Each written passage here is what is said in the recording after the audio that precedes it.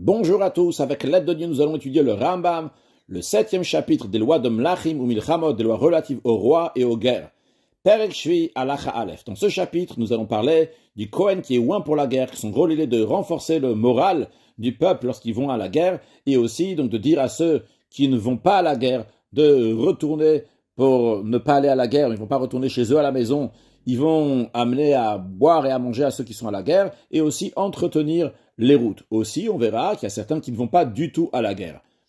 Echad milchamet mitzvah echad milchamet arshut. Que ça soit une guerre qui est prescrite par la loi, c'est-à-dire une guerre, quand les Juifs sont rentrés en Eretz Israël, de tuer les 7 nations, que ça soit la guerre contre Amalek, ou bien que ça soit une guerre contre les oppresseurs du peuple juif, ou bien que ça soit aussi une guerre qui est facultative, donc juste pour agrandir la terre d'Israël, ou bien que le roi veut amplifier sa grandeur, eh bien, mais manim kohen le daber el am bishat milchama. Chaque fois qu'on va à une guerre, que ce soit une guerre qui est prescrite par la loi, ou bien que ce soit une guerre qui est facultative, eh bien, il y a un kohen qui est nommé pour parler aux Juifs au moment de la guerre. Ou moshrin oto b'shem mishra. Ce kohen, on va l'oindre avec l'huile d'onction, d'où son nom, vezeu anikra b'shuach milchama, il appelait oint pour la guerre. Halacha bet. Shne pe'amim medaber b'shuach milchama elam. 2 fois, ce Kohen oint pour la guerre va parler au peuple. Alors, en vérité, il y a 3 fois qu'il va parler, mais c'est 2 fois parce qu'il y a 2 fois qu'il va répéter la même chose. Achat, une fois, c'est Basfar, c'est à la frontière. Bet sheyotzin, au moment où le peuple juif se trouve à la frontière, ils vont aller en chemin pour aller à la guerre. Kodem sheyachua milchama, avant qu'ils ont organisé l'armée en ordre de bataille. Omerlam, il leur informe. Sachez que plus tard, je vais dire, qui est l'homme qui a planté une vigne et qu'il n'a pas racheté, et aussi donc 2 autres catégories de personnes, que eux n'iront pas à la guerre. Alors, ces gens-là, prêtez attention à ce que je vous dis maintenant, parce que sachez que chez Yishma Dvarai, lorsqu'il va entendre mes paroles, ou bien d'autres versions de Dvarav, lorsque je vais répéter ça plus tard, eh bien, Yarzor Mecha Milchama, qui reviennent du front de la guerre, lui, il n'ira pas en guerre. Donc, juste, soyez prêts à entendre ce que je vous dis maintenant. Au moment où je vous le dirai plus tard, vous repartirez du front et vous allez vous occuper du manger et des boissons pour ceux qui sont à la guerre et aussi pour entretenir les routes. Donc ça, c'est une chose que le Kohen Meshuach Milchama parle. Alors, encore une fois, je tiens à souligner que quand on dit une fois, en vérité, il va le dire 2 fois, mais c'est considéré comme une fois. Une autre fois, il parle milchama, lorsqu'ils sont déjà prêts, ils sont aruchim, ils sont déjà prêts pour la guerre, au combat. Juste avant, Omer Lahem, il leur dit, Al tiru, n'ayez pas peur, ve'al tarpezu, ne vous affolez pas, ve'al tartzu, mipnem, et ne vous brisez pas devant eux. Maintenant, le Ram nous explique, nous développe halacha bet, halacha gimel, be'et she'ochin amarachot, au moment où on dispose des rangs, c'est-à-dire que tous les soldats qui sont partis en grande foule de la frontière, ils sont arrivés proches de l'endroit où on va faire le combat, on fait des rangs, donc c'est-à-dire en autre mot de plusieurs groupes de soldats, Vemkovim, donc ils sont proches du combat, mais Shuach Milchama Omebma comme Gavoa. À ce moment-là, le Kohen qui est oint pour la guerre, il se tient dans un endroit qui est élevé, Vechola Marachot Efanav, et tous les rangs sont devant lui. Veomerlaim Bilishana Kodesh. Et il leur dit en langue sainte, c'est-à-dire il ne peut pas traduire ça en autre mot, en français par exemple. Il leur dit comme c'est dit dans la Torah, Shema Yisrael, écoute Israël, Atem krevim hayom la milchama lo yvechem. Vous approchez aujourd'hui pour faire la guerre sur vos ennemis. Al yirach levavchem, que votre cœur ne s'affaiblisse pas. Al tiru, n'ayez pas peur. Ve'al tarpezu, ne vous affolez pas. Ve'al tartzu mipnem, et ne vous brisez pas devant eux. Qu'Hashem elokechem ha'olech imachem leilachem lachem imovechem lo shia etchem, car l'Éternel, votre Dieu qui va avec vous pour faire la guerre pour vous contre vos ennemis, pour vous livrer le réussite, donc pour vous donner le salut. Ad kan beshuach milchama omer. Jusqu'à là, celui qui parle, c'est celui qui est oint pour la guerre. Et Kohen acher tatav, il y a un autre Kohen à sa place que mashmiya lecholam bekol ram, il répète ce qu'il a dit, et il dit avec une voix qui est très forte. Ve acharkach. Donc ça c'est la première chose que le Kohen il dit. Donc la première chose qu'il parle à tout le monde, il leur dit, n'ayez pas peur, soyez forts. Ça c'est un. La première fois qu'il parle. Deuxième fois qu'il parle,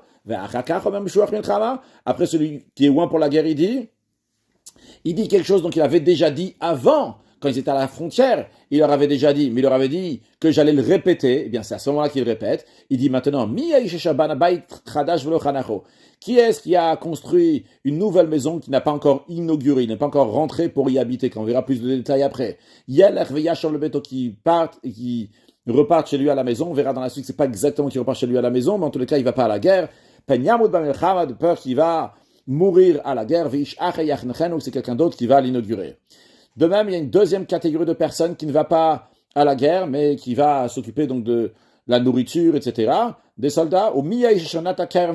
Qui est l'homme qui a planté une vigne, mais qui n'a pas encore racheté. C'est-à-dire, les 3 premières années, on n'a pas le droit de profiter des fruits d'un arbre, donc des fruits d'une vigne. On verra dans la suite, donc la vigne, c'est pas juste vigne, mais c'est un terme qui est plus large. Mais en tout cas, 3 premières années, on n'a pas le droit de profiter des fruits de l'arbre, et il n'a pas encore, donc la 4e année, il n'a pas encore pu racheter les fruits, donc la 4e année, pour pouvoir en profiter. Eh bien, il y a le bête qui repart chez lui à la maison, de peur qu'il va mourir à la guerre, et quelqu'un d'autre va le racheter.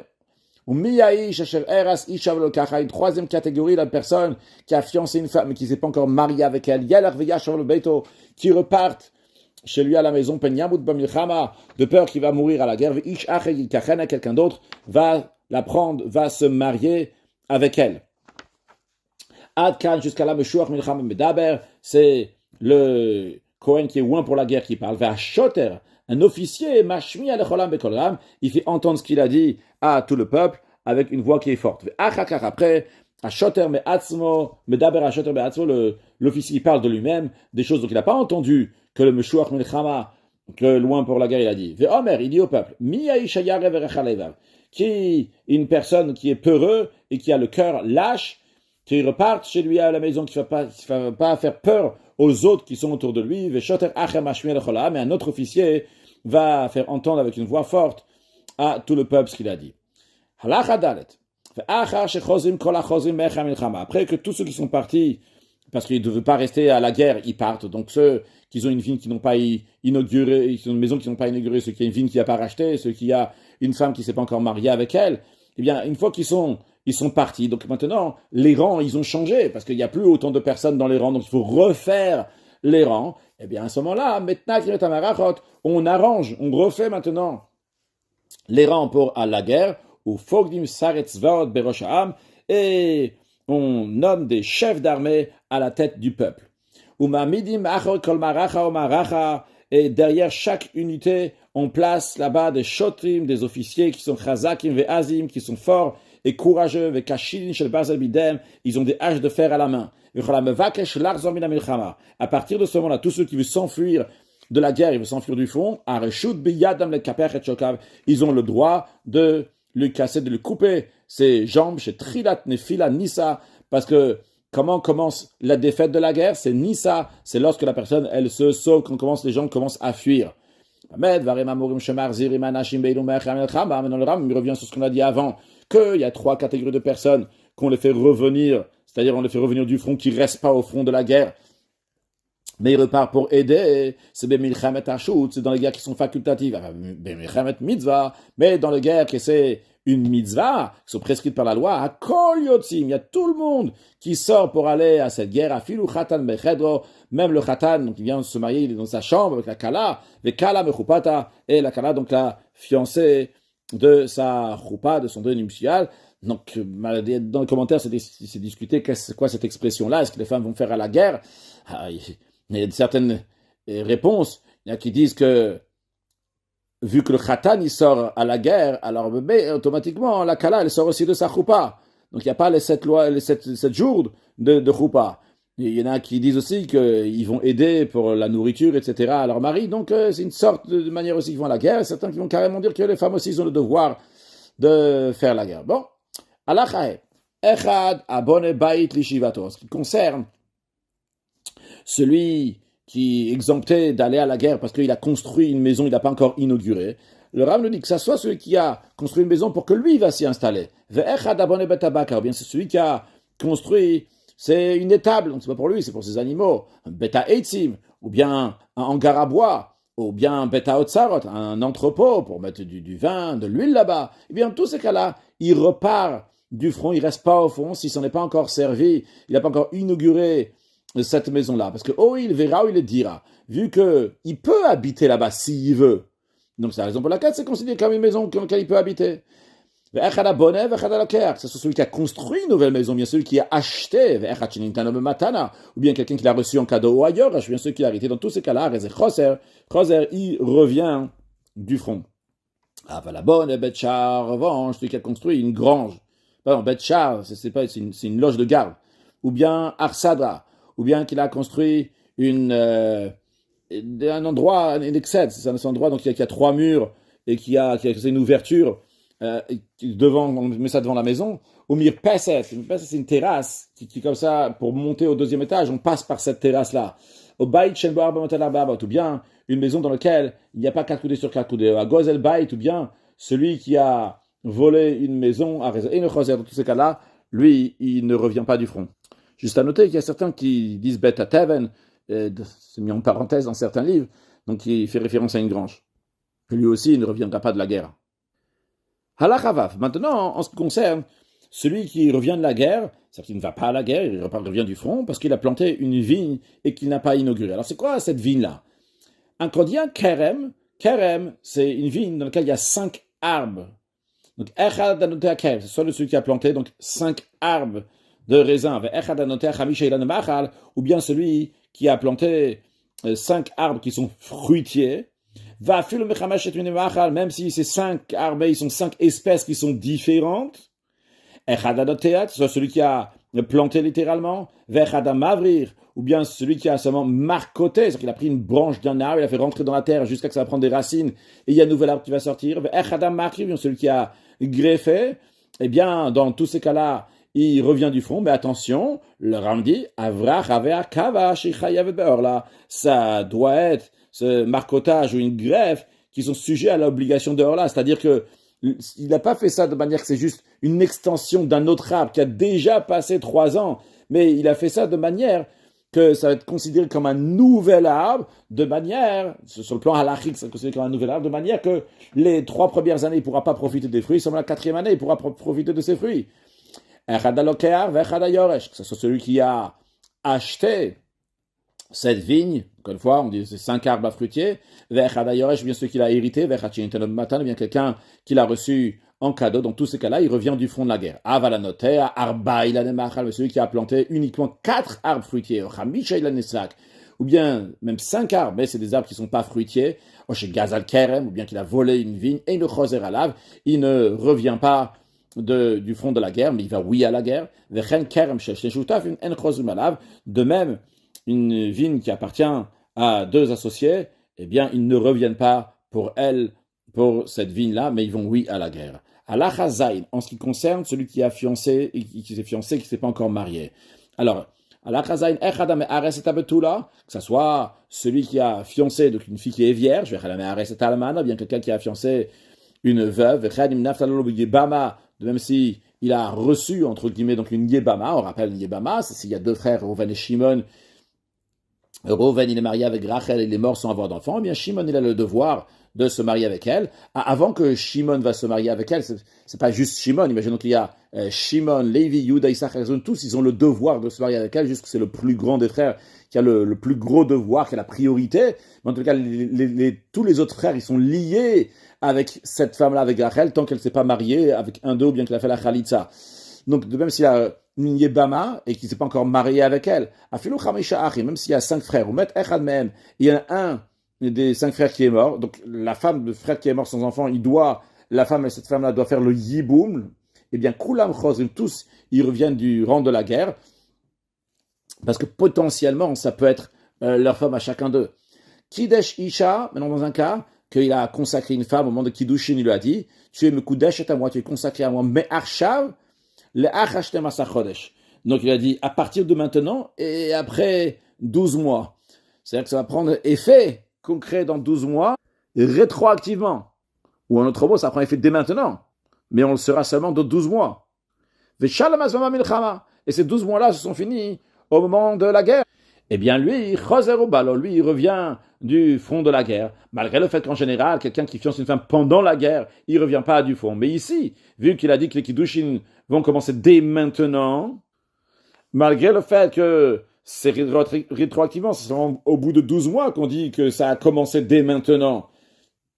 Eh bien, si ça tombe pendant la guerre à la fin de ces 12 mois, eh bien, il s'avère qu'en effet, cette femme-là, des Mekoudesh est à lui, il ne s'est pas encore marié avec elle, donc il repart du front de la guerre. Halachachet, Amar Ziret Grushato, celui qui reprend la femme qu'il a divorcée, Amar Es Isha Suralo, ou bien quelqu'un qui fiance une femme qui lui est interdite, qui Godalman et le Kohen Gadol, par exemple une veuve pour un grand prêtre, qui n'a pas le droit de se marier avec la veuve, Grusha Vachalutza, ou bien une femme qui est divorcée, ou bien qui a eu la procédure de Khalitza, qui n'a pas le droit de se marier avec un Kohen idiot, un Kohen ordinaire, à plus forte raison avec un Kohen Gadol aussi. Donc dans le cas, c'est des liens qui sont interdits, Mamzeret ou Netina le Israël, ou bien une fille qui est née d'une relation illicite d'après la Torah, et qui n'est pas passible de mort sur cette relation-là, à part donc la Nida, et de même une Netina, donc c'est les Givonim qui sont convertis, qui font partie des 7 nations qu'on aurait dû tuer de base, qu'on a pris il y a quelques chapitres, et que finalement ils sont venus de manière rusée, et ils ont été convertis, Yeshua les a nommés Natanotam, Netinim, il les a nommés donc pour être des coupeurs de bois et des puiseurs d'eau pour la maison de Dieu, donc j'appelle Netinim, donc c'est pas le droit de rentrer dans le peuple juif, on n'a pas le droit de se marier avec eux, donc c'est quelqu'un il s'est fiancé avec une mamzeret ou bien avec une netina, eh bien on baptise ça le mamzer ou le natin, ou bien c'est une fille juive qui s'est fiancée avec un mamzer et un natin que maintenant il doit aller à la guerre. Et dans tous ces cas-là, et une choser, eh bien ceux-là donc ils ont fait des kiddushin, des fiançailles qui sont interdits, eux ils ne reviennent pas du front, ils vont quand même à la guerre. Halachatet, kol elu shechozrim elcha milchama keshomim et divrei Kohen. Tous ceux que nous avons mentionnés, qu'ils reviennent du front lorsqu'ils entendent les paroles du Kohen qui est loin pour la guerre, qui a dit que celui qui a construit une maison qu'il n'a pas inaugurée, celui qui a fait une vigne mais il ne l'a pas encore racheté, celui qui s'est fiancé, qui ne s'est pas encore marié, Chosrin, eux ils reviennent en Eretz Israël, ou Mesakimay Mazonan Chatzava, et ils s'occupent à subvenir la nourriture et de l'eau et de la nourriture pour les gens de la guerre, et ils entretiennent les routes. Donc par cela, donc, de manière indirecte, ils participent à la guerre. Allah Chayoud. Maintenant, voici ceux qui ne partent pas du tout au front à la guerre. Et donc ils n'ont même pas besoin d'aller et écouter que le Kohen leur dit de revenir, mais carrément ils ne sortent pas de chez eux à la maison. Encore plus que ça, ces gens-là, on ne les dérange pas du tout pour quoi que ce soit. C'est qui? Abone Bait Vachanacho, celui qui a construit une maison, il a commencé à y habiter. Ve'anose Arusato, celui qui s'est marié avec celle qui avait fiancé au Sheyibem, ou bien qui s'est marié avec la Yebama, la femme de son frère défunt, Mishechil el Karmo, et celui qui a racheté sa ville, donc la quatrième année après qu'il a planté, eh bien, Enyotzim, il ne sort pas du tout à la guerre, Adchom Tom Shana, jusqu'à que se finisse l'année, depuis le moment où ils ont inauguré la maison, ou bien depuis le moment du mariage, ou bien depuis le moment que le Yabam s'est marié avec la Yebama, ou bien depuis le moment qu'il a racheté les fruits de la vigne. Car il est dit, Naki yele betoshana echat, il va être entièrement chez lui à la maison, il sera libre, donc pendant une année entière chez lui, il va réjouir sa femme. Mipia Kabbalah, et par tradition donc des sages de génération en génération jusqu'à Moshe Rabbeinu, l'âme, on a appris que le verset veut dire Shiyi Naki Shana Ben Bait Shekana, qui va être libre une année entière, que ce soit pour la maison qu'il a achetée, Ben Isha Shenasa, ou bien que ce soit pour la femme qui s'est mariée, Ben Kerem Shitri Lechopir, ou bien que ce soit pour la vigne qu'il a commencé à manger donc ses fruits. Peut-être je ne l'ai pas rappelé avant, mais en tout cas la 4e année, donc après on a déjà dit que les 3 ans on n'a pas le droit de profiter des fruits de l'arbre. La 4e année, après il faut les racheter, c'est-à-dire prendre donc ces fruits-là et aller les manger à Yerushalayim. En tous les cas, bien que dans la Torah il y a écrit que Simachet Ishto, il va réjouir sa femme, eh bien les sages ils ont dit, le fait qu'il y a écrit donc le béto chez lui à la maison, c'est pour quelqu'un qui a acheté une maison de Simachet Ishto, et il va réjouir sa femme, donc c'est sa femme, Achalakar qu'il a pris, c'est bien inclure aussi la femme qui est Yebama, et Iye, on dit, Iye le Betoshana, Naki Iye le Betoshana Echa, donc le Iye, il sera, c'est fait référence donc pour sa vigne qu'il a rachetée. Alacha Yudalef. Ces gens-là, qui ne vont pas du tout à la guerre, c'est Kolachana pendant toute l'année, eux, ils vont pas ramener de l'eau et de la nourriture pour ceux qui sont à la guerre, le metak derech, ni entretenir les chemins, le shomer bachoma, ni garder la muraille, le noten de passer à ir, il va pas participer pour payer pour les piquets, les renforts qu'on fait pour la muraille. On ne va pas le perturber pour quoi que ce soit. Shenem, car il est dit, Lo yetse batsava, il sortira pas en guerre, donc ça c'est une chose. Deuxième chose, il écrit Velo yavar alav lechol davar, et on va pas lui imposer aucune chose.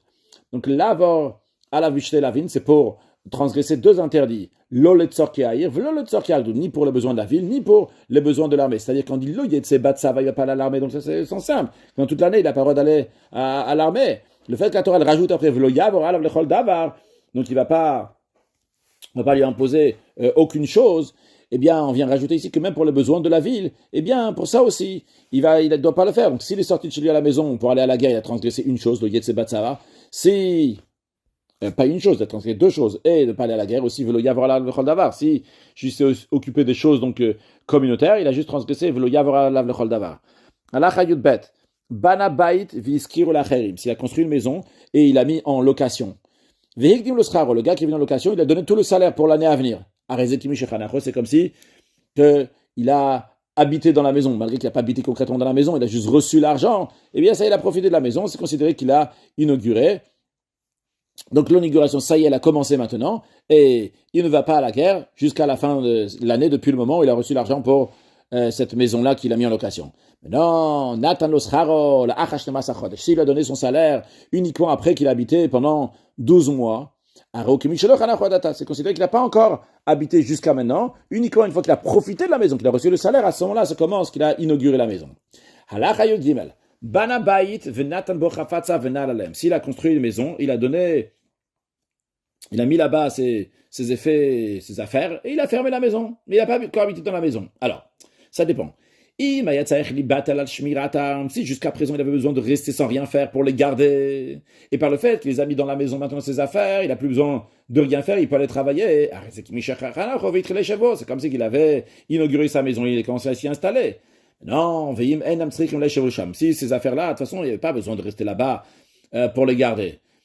Même qu'il a mis ses affaires là-bas, c'est comme si qu'il n'a pas encore inauguré sa maison, parce qu'il n'a pas encore un grand profit. Oui, évidemment, s'il les a mis là-bas, c'est qu'il en avait besoin, mais en tout cas, ce n'est pas un grand profit.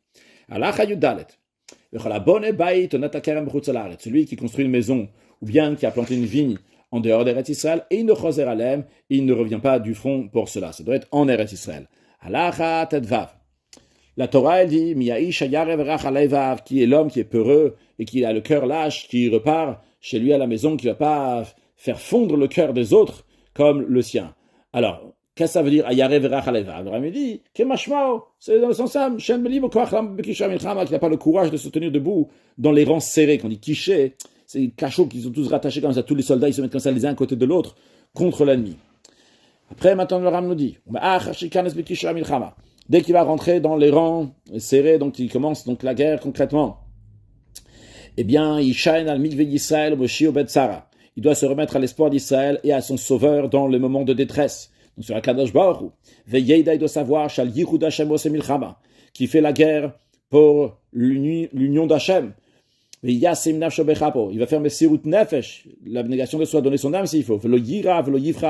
Il va pas avoir de crainte, de peur. Il va pas penser ni à sa femme et à ses enfants. Il va effacer leurs souvenirs de son cœur. Et il va libérer son esprit de toute chose qui peut le détourner son esprit, la milchama, pour se focaliser sur la guerre. Et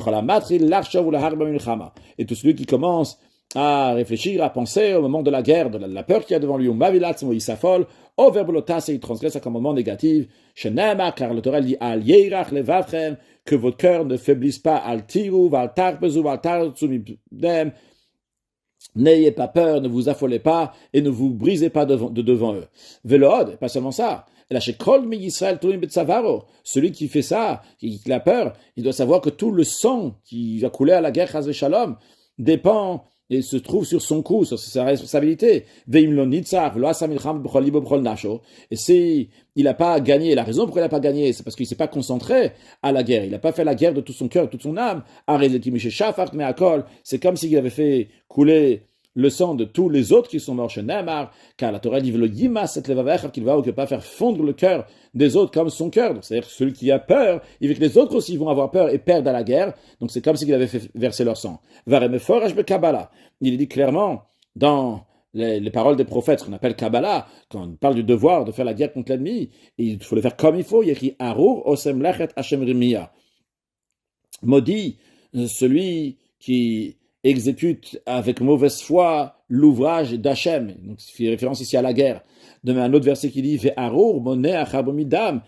Maudit quiconque s'abstient de tremper son épée dans le sang, c'est-à-dire qu'il ne fait pas la guerre comme il faut contre les ennemis. En revanche, tous ceux qui font la guerre de tout son cœur sans aucune peur, et son intention est uniquement de sanctifier le nom de Dieu, il peut être sûr qu'il n'aura aucun dommage à subir, et il n'y a rien de mal qui va lui arriver, et il va construire donc une maison qui est durable, qui est fixe, dans le peuple juif, et il aura mérite pour lui et ses enfants à l'éternité. Il va mériter la vie du monde futur. Car il est dit dans la bénédiction que Abigail, la femme de Naval, a dit au roi David, qui a Hashem la doni bait neman, que Hashem va faire à mon maître, donc à David Amelech, une maison, donc un foyer qui est fidèle, qui milchamot Hashem a donné milcham car mon maître, donc David Amelech, il fait les guerres de Dieu, vera lotimatse becham yamecha, et qu'il n'y aura jamais quelque chose de mal qui va se trouver dans toi pendant toute ta vie, gomer, etc. Vehaita nefesh adonit tsura mitzorachim et Hashem elokecha, et que l'âme de mon maître va être attachée au faisceau de la vie, à l'Éternel, ton Dieu. Donc on voit dans ces bénédictions que par le mérite qu'il a fait les guerres de Dieu, il va mériter trois choses qu'on a dit. Un, Baït Ne'eman, donc une maison qui est fidèle, qui est bien établie dans le peuple juif. Deuxièmement, qu'il n'y a pas de mal qui va se trouver dans toute sa vie, il n'y a pas de mal qui va lui arriver. Et troisièmement, il est dans le faisceau de la vie, c'est-à-dire la vie du monde futur. Conclure avec un mot de Chassidut, le Rabbi explique dans une Reshima que Baït, la maison, ça fait référence à la tfila, comme c'est expliqué dans Chassidut, les Baït Asher Tivnuli, une maison construite à Hachem, donc c'est la tfila, la prière. Et c'est l'ordre des choses, comment il faut commencer la journée. D'abord, on nous parle donc de Baït, la maison c'est la tfila. Après, on parle de Kerem, donc d'une vigne. Ça fait allusion à l'étude de la Torah. Quand quelqu'un il plante une vigne, et bien par cela, ça va pousser des fruits. Quand on étudie la Torah, il va y avoir des chidushim, des nouveautés qui vont venir. Et donc, c'est la deuxième étape. Donc, prière, étude. Après, Isha, la femme, ça fait référence au sujet de ce monde-là. Et on nous dit, d'abord, il faut prier. Après, il faut étudier la Torah. Et après seulement, on peut aller dans le monde, en faire une demeure à Kadosh Baruch Hu et amener Mashiach now.